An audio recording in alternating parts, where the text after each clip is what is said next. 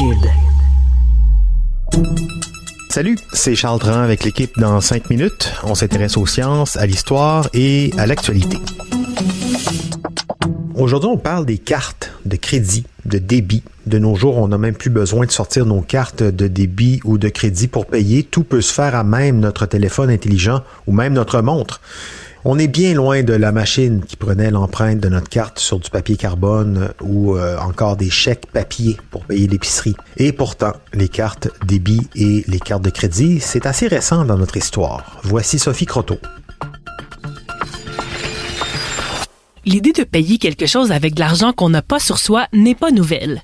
On a retrouvé des tablettes vieilles de 50 000 ans en Mésopotamie sur lesquelles on avait inscrit des transactions avec des marchands qui seraient payés plus tard par les clients. Les banques européennes ont même commencé à émettre des lettres de crédit au 19e siècle qui pouvaient être utilisées pour payer par exemple à l'étranger avec une garantie que la banque repaierait pour le client. Au début du 20e siècle, on voit apparaître des petites plaques de métal avec nos informations personnelles un peu partout aux États-Unis qui sont émises par des compagnies pétrolières, des hôtels et des grandes chaînes de magasins et qui permettent de faire des achats instantanés qu'on repaye plus tard. Mais c'est en 1950 que la première carte de crédit voit le jour, d'abord pour un groupe très sélect de membres. C'est l'idée d'un certain Frank McNamara qui avait oublié son portefeuille à la maison et qui cherchait une façon d'éviter l'embarras de ne pas pouvoir payer son repas au restaurant.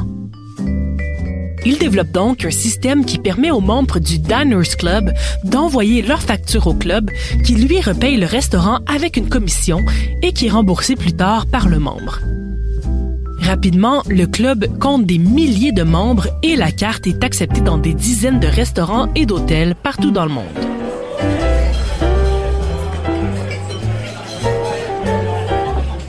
Quelques années plus tard, en 1958, la compagnie American Express, spécialisée dans les mandats et chèques de voyage, lance la première carte de crédit en plastique qu'on peut se procurer en échange d'un frais annuel et payer mensuellement.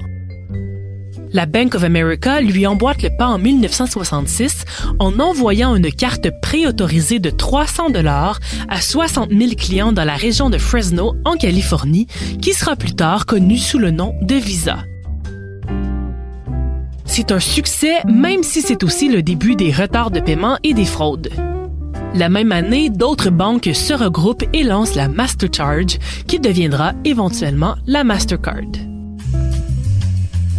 En 1969, la carte de crédit se perfectionne lorsqu'un ingénieur d'IBM a l'idée d'y apposer un ruban magnétique, semblable à celui qu'on utilise pour enregistrer de l'audio, qui peut être lu en le glissant dans une fente ou en le swipant, comme on dit, par les magasins et qui contient les informations du client. Les banques développent aussi les premiers guichets automatiques qui sont d'abord des coffres-forts et qui se digitalisent plus tard, où les clients peuvent retirer de l'argent à toute heure sans avoir affaire à un commis. Il faut toutefois attendre 1984 pour que les banques se regroupent et lancent avec Interac les premières cartes de débit. Contrairement au crédit qui permet d'acheter maintenant et de payer plus tard, les cartes de débit permettent de retirer de l'argent instantanément de son compte moyennant un petit frais. La carte sert d'abord uniquement à retirer de l'argent dans les guichets automatiques, mais on tente un projet pilote dans les magasins dans les années 90 où les magasins peuvent imprimer le reçu et l'envoyer à la banque qui, elle, facture le client 25 sous. Le système est d'abord mal reçu, mais il est finalement adopté par toutes les banques et les magasins en 1994.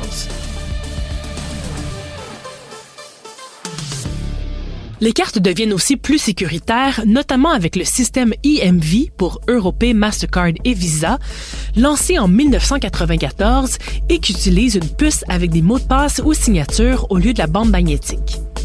La technologie du TAP, qui utilise le Near Field Communication, un type d'onde radio, arrivera une dizaine d'années plus tard et les deux technologies seront adoptées pour les cartes de débit dans les années 2010.